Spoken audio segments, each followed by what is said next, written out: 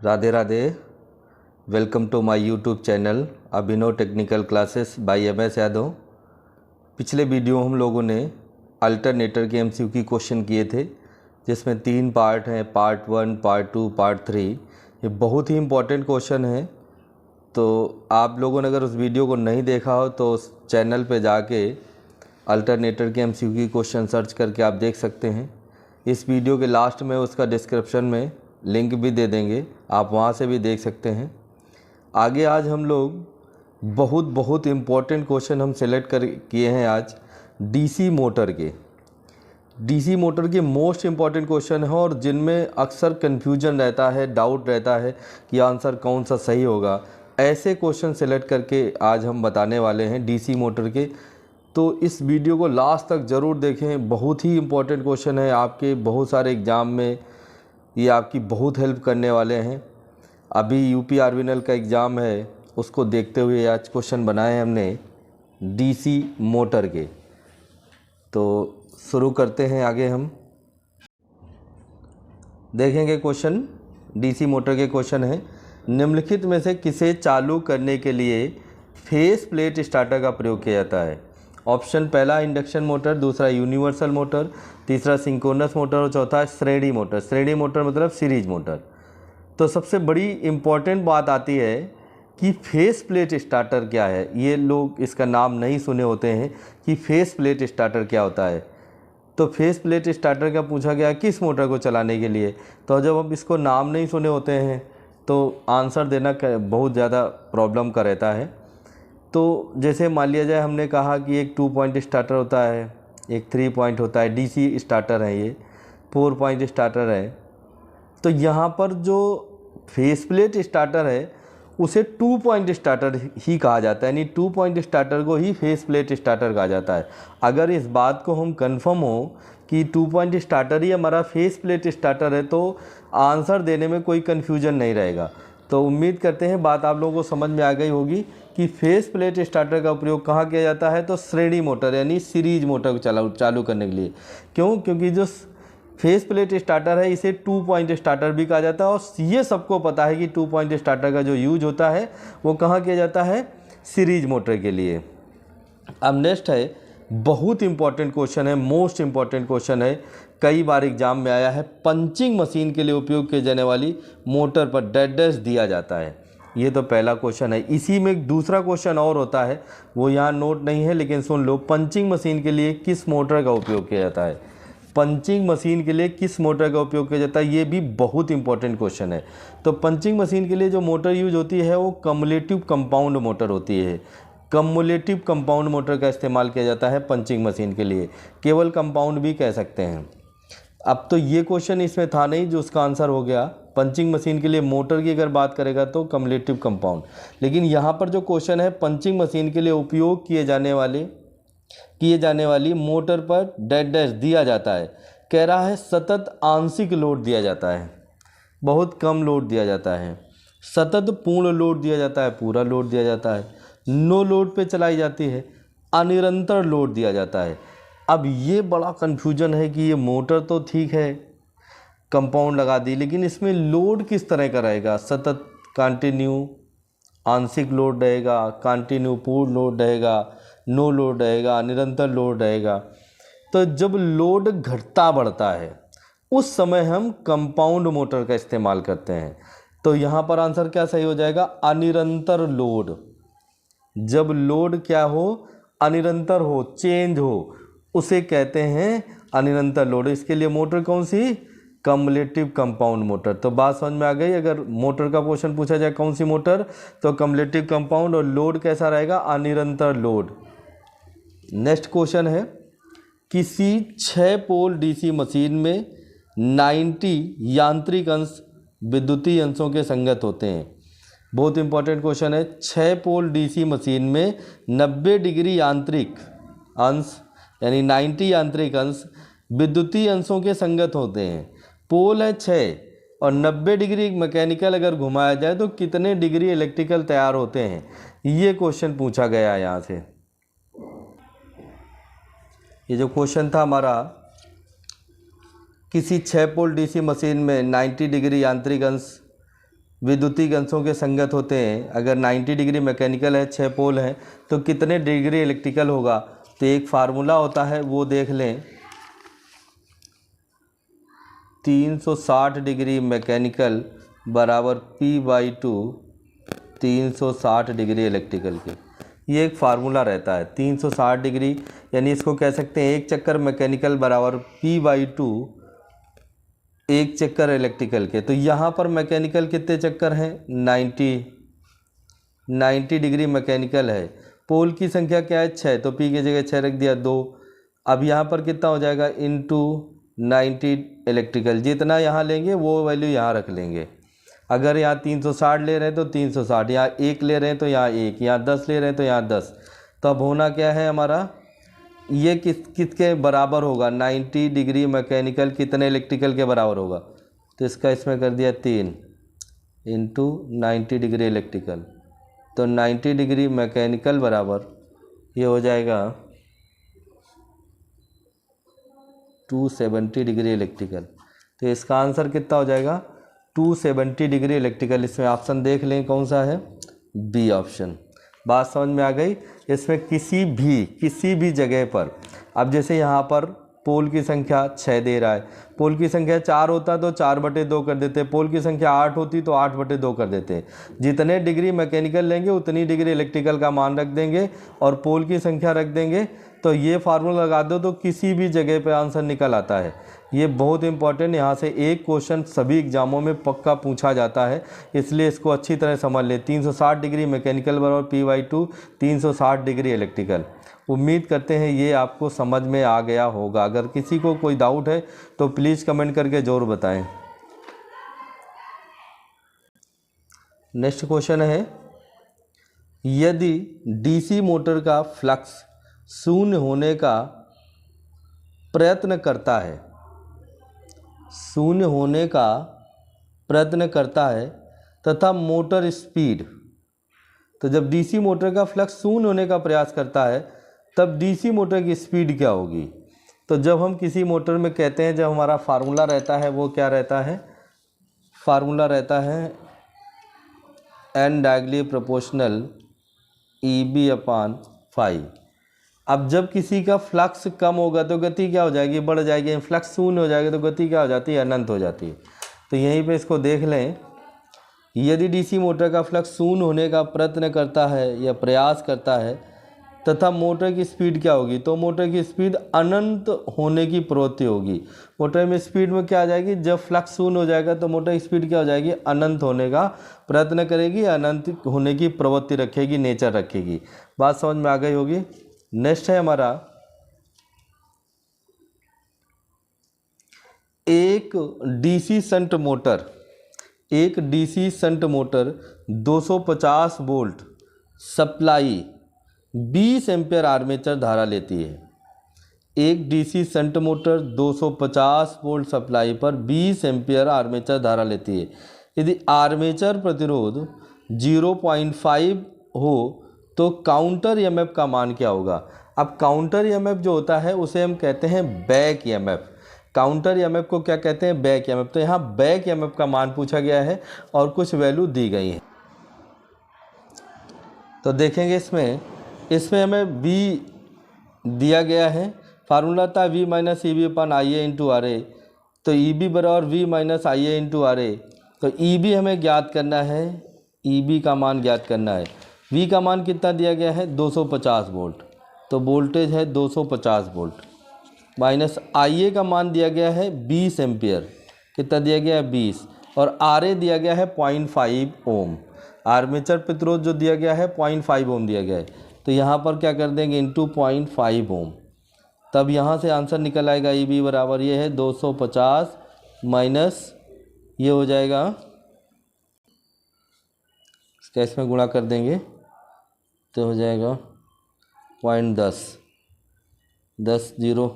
तो EB जो है हमारा वो हो जाएगा 240 वोल्ट। तो अगर वोल्टेज हमारा 250 है, आर्मेचर करंट 20 एम्पियर है और रेजिस्टेंस 0.5 ओम है, तो जो बैक ईएमएफ होगा वो 240 वोल्ट आ जाएगा। तो आंसर मिल चुका है। आंसर कितना है इसका सही, 240 वोल्ट, यानी डी आंसर।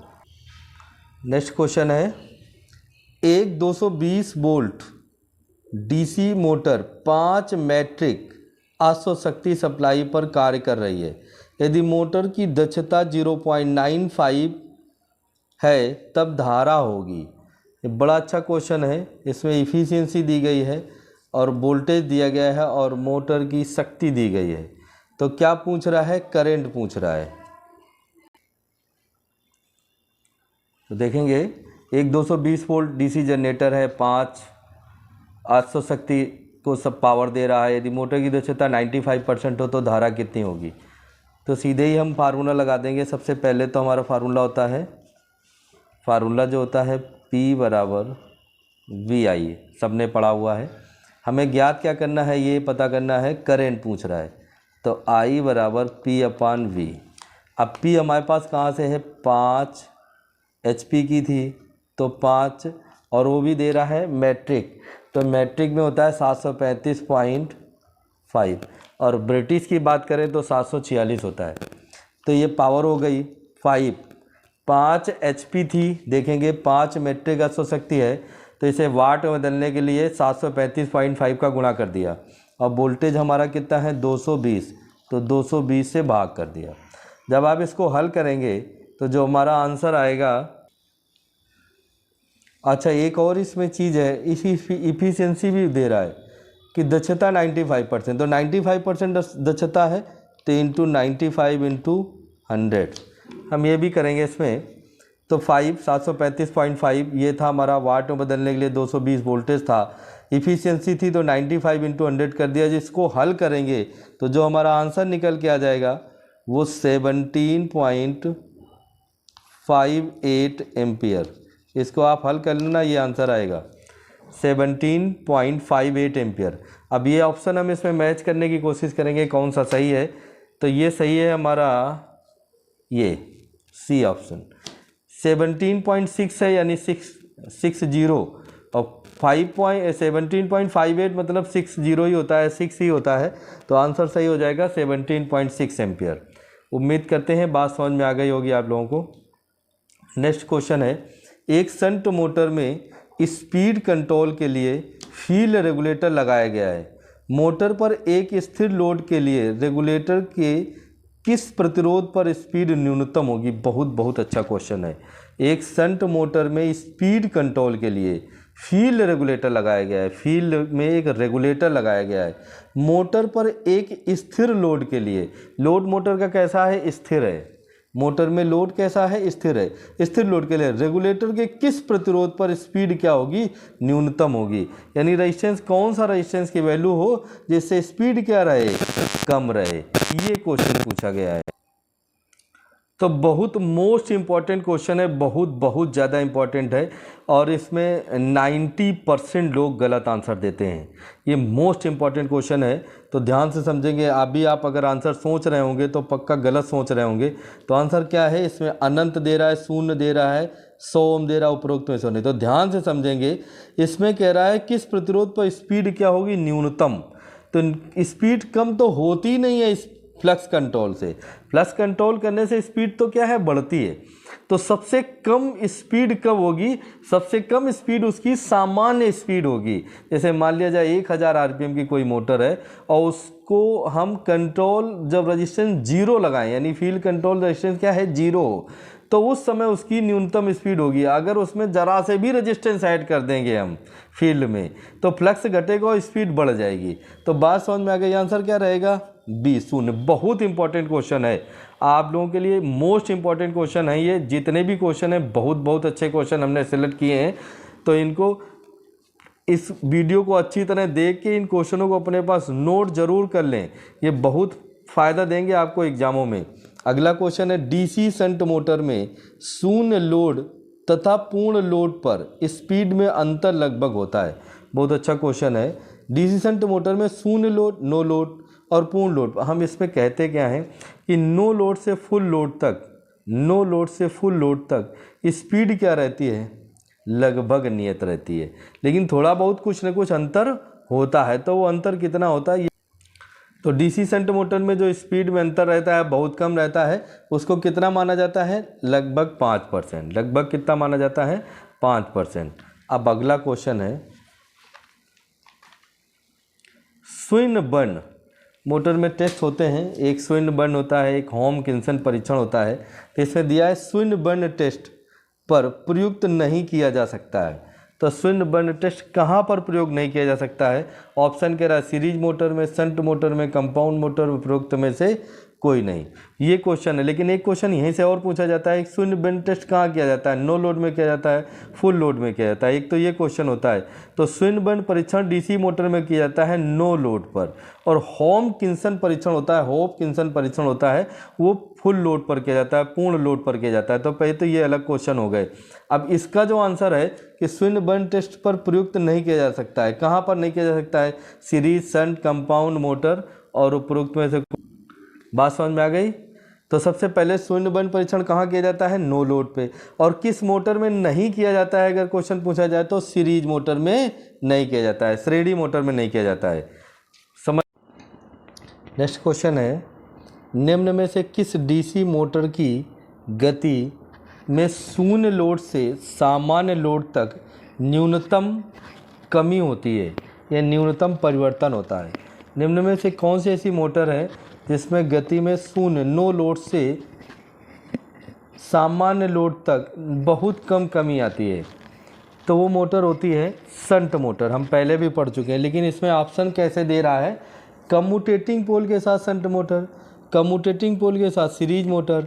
तो यहाँ पर कम्यूटेटिंग पोल के साथ शंट मोटर हो जाएगी, कम्यूटेटिंग पोल के साथ शंट मोटर, ए ऑप्शन से हो जाएगा। नेक्स्ट है हम लोगों का क्वेश्चन, डीसी जनरेटर में, डीसी जनरेटर में आर्मेचर से बाहरी सर्किट को करंट, डीसी जनरेटर में आर्मेचर से बाहरी सर्किट को करंट किसके द्वारा दिया जाता है? किसके द्वारा दिया जाता है, ये क्वेश्चन है। तो जनरेटर में आर्मेचर से बाहरी सर्किट को जो करंट दिया जाता है, और जनरेटर कौन सा है? डीसी या एसी? तो ये डीसी जनरेटर है। तो डीसी में क्या रहता है? कम्यूटेटर। डीसी में क्या रहता है? कम्यूटेटर। नेक्स्ट है,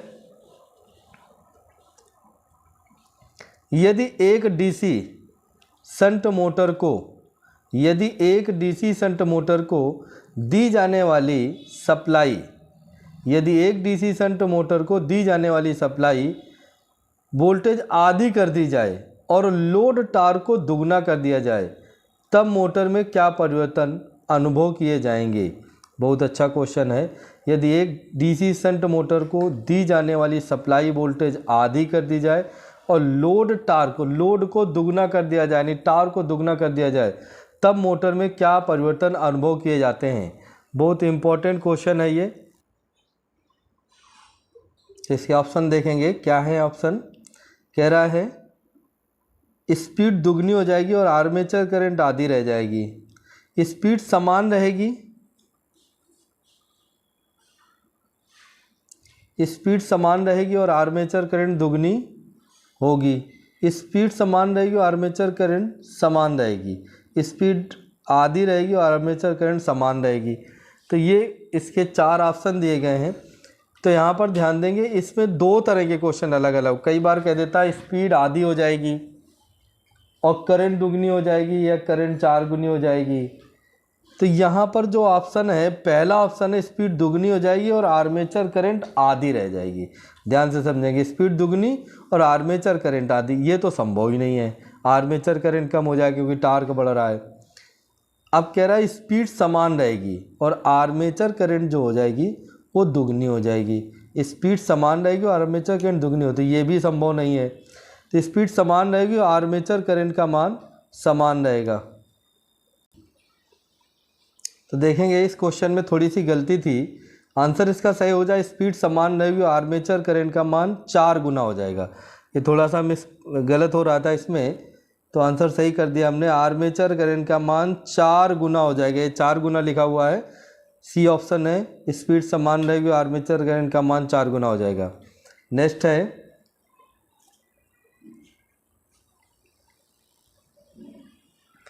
डीसी मशीनों की दशा में मैकेनिकल हानियों का कारण है। डीसी मशीनों की दशा, तो मैकेनिकल लॉस को हम लोग कौन सा लॉस बोलते हैं? घर्षण लॉस। डीसी मशीनों की दशा मैकेनिकल हानियों का कारण होता है, तो मैकेनिकल लॉस होते हैं घर्षण लॉस। तो घर्षण लॉस किस बात पर निर्भर करते हैं? वो निर्भर करते हैं गति पर, यानी स्पीड पर। तो कारण क्या है? स्पीड। स्पीड ज़्यादा होगी लॉस ज़्यादा होंगे, स्पीड कम होगी लॉस कम होंगे। अगला है, कौन सी डीसी मोटर में अधिकतम सेल्फ रिवॉल्विंग गुण होता है? अधिकतम सेल्फ, बहुत अच्छा क्वेश्चन है। कौन सी डीसी मोटर में अधिकतम सेल्फ रिवॉल्विंग गुण होता है? स्वतः स्टार्टिंग का जो गुण होता है वो सबसे, तो स्वतः स्टार्टिंग गुण तो शंट मोटर में भी होता है, सीरीज में भी होता है, कम्युलेटिव कंपाउंड भी होता है। डिफरेंशियल ना के बराबर होती हैं मोटरें, बहुत कम होती हैं, इस्तेमाल नहीं होती हैं। तो अगर हम कहें तो क्या ये भी सेल्फ स्टार्ट होती हैं? तो बिल्कुल होती हैं, लेकिन कह रहा है अधिकतम किस में होता है? सेल्फ रिवॉल्विंग मतलब जो प्रचालन है, ऑपरेशन है, वो अधिकतम किस में होता है? तो अब अधिकतम के लिए आंसर आ जाता है सीरीज मोटर। तो डीसी सीरीज मोटर में सेल्फ रिवॉल्विंग का गुण अधिकतम होता है, यानी सेल्फ स्टार्टिंग जो मान होता है वो सबसे ज़्यादा होता है। क्वेश्चन देखेंगे, एक डीसी जनरेटर नमी वाले वातावरण में कार्य कर रहा है। नमी वाले वातावरण में कार्य कर रहा है, ये के नहीं है, ये में है। नमी वाले वातावरण में कार्य कर रहा है, नमी वाले वातावरण में कार्य कर रहा है। एक डीसी जनरेटर नमी वाले वातावरण में कार्य कर रहा है।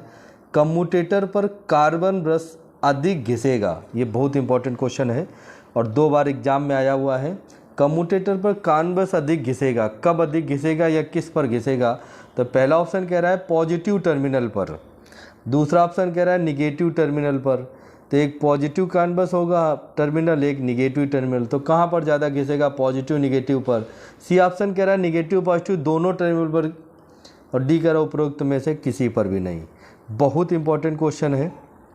इसमें हम जो गलत आंसर लगाते हैं वो ज़्यादातर केस में क्या रहता है? हमें लगता है पॉजिटिव टर्मिनल में ज़्यादा घिसेगा, लेकिन ये गलत है। पॉजिटिव टर्मिनल में नहीं, निगेटिव में ज़्यादा घिसता है।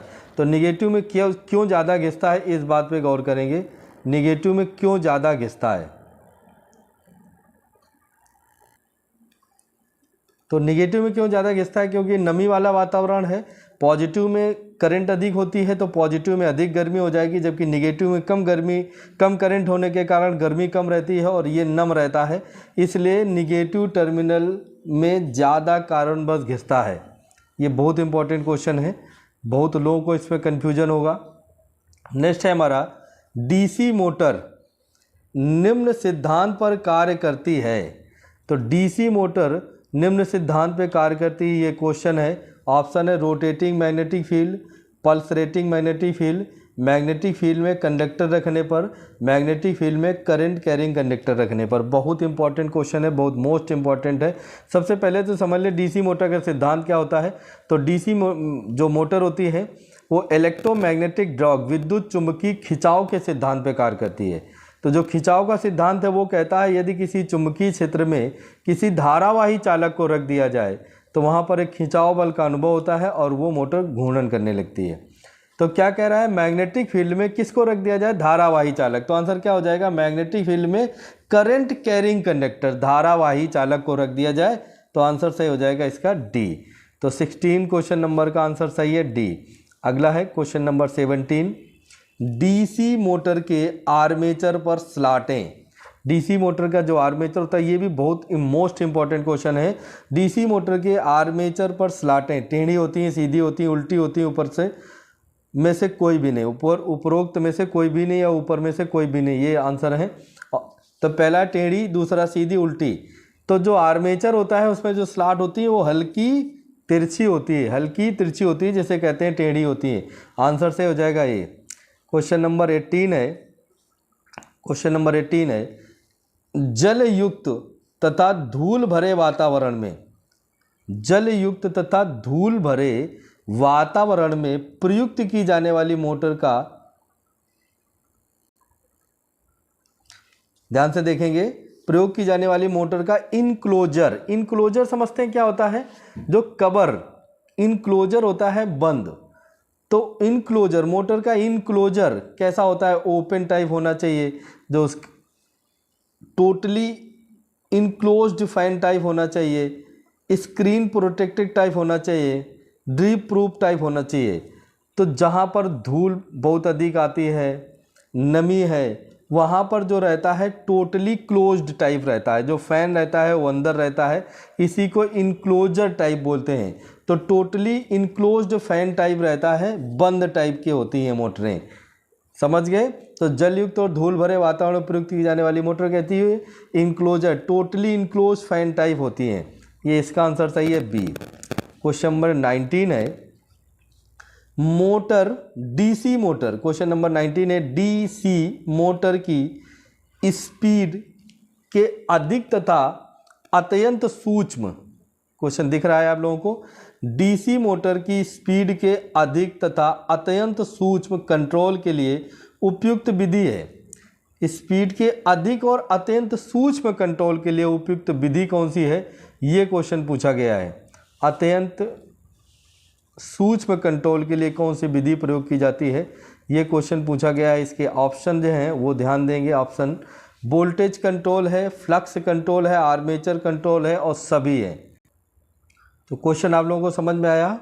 मोटर की स्पीड के अधिक तथा अत्यंत सूक्ष्म कंट्रोल के लिए कौन सी विधि उपयोग रहती है। तो सूक्ष्म कंट्रोल मतलब होता है बहुत कम कंट्रोलिंग के लिए, बहुत ज़्यादा वैल्यू में कंट्रोल ना कर पाए, तो बहुत कम वैल्यू में कंट्रोल करने के लिए किस विधि का प्रयोग किया जाता है, फ्लक्स कंट्रोल मेथड के लिए। जबकि जो आर्मेचर कंट्रोल मेथड होता है इसमें हम बहुत ज़्यादा कंट्रोल कर सकते हैं। कितना कर सकते हैं, इसे 0 तक घटा सकते हैं। तो अत्यंत सूक्ष्म बहुत कम परिवर्तन के लिए फ्लक्स कंट्रोल विधि का प्रयोग किया जाता है। इसमें लोग ज़्यादातर आंसर वोल्टेज कंट्रोल लगा देते हैं, ये गलत है। फ्लक्स कंट्रोल आंसर इसका सही होता है। नेक्स्ट है हमारा क्वेश्चन नंबर 20, डीसी मोटर की स्पीड नियंत्रण के लिए आर्मेचर की वाइंडिंग बदल दो। क्वेश्चन आप लोगों को दिख रहा है डीसी मोटर की स्पीड नियंत्रण के लिए। तो डीसी मोटर की गति नियंत्रण की बात कही गई है, गति नियंत्रण की। पहला ऑप्शन कह रहा है इस आर्मेचर की वाइंडिंग बदल दो। आर्मेचर की वाइंडिंग तो बदलेंगे नहीं।